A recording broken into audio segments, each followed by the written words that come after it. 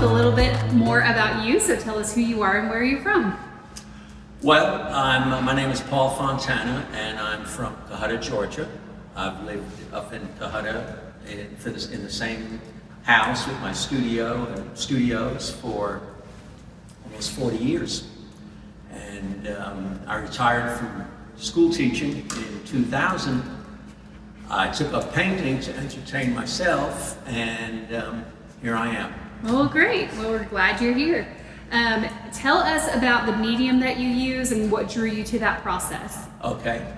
Well, I'll tell you that I started out doing oil paint, and then I went to acrylic, and I was really using acrylics for years, a couple of years, 4 or 5 years, and I was in a gallery in Chattanooga, and there was a lady in that gallery. Her name was Ellen Thompson, and is that right?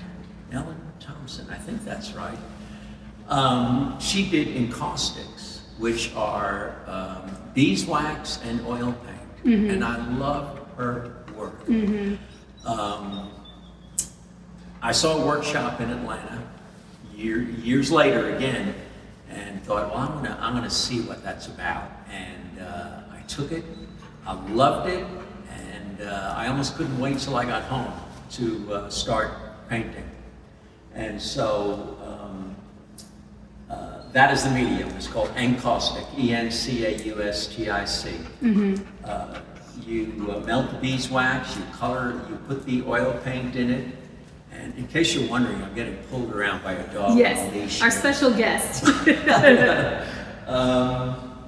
And then you put it on in layers and layers, because those bottom layers come up as you apply the heat to it.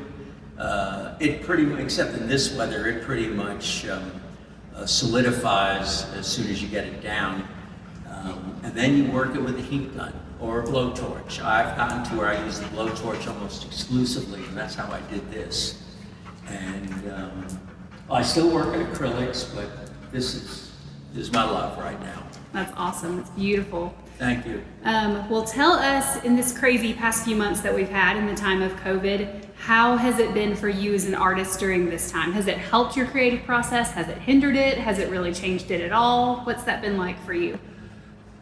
For me, honestly, there wasn't that much difference, because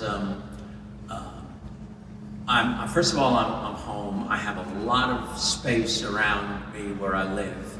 And so I wasn't confined to an apartment or the house, and I could still do everything that I needed to do, which is go out into I have to have a special studio for this, because of I need ventilation, and I couldn't do it in the house.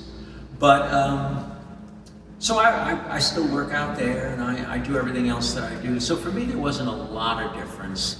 I missed. I'll tell you this, for the first 75 days, I never left the house. I had groceries in, everything coming in. As time went by, you begin to feel a little more comfortable with what you can do to protect yourself, and you're thinking, well, maybe it's not taking such a big chance.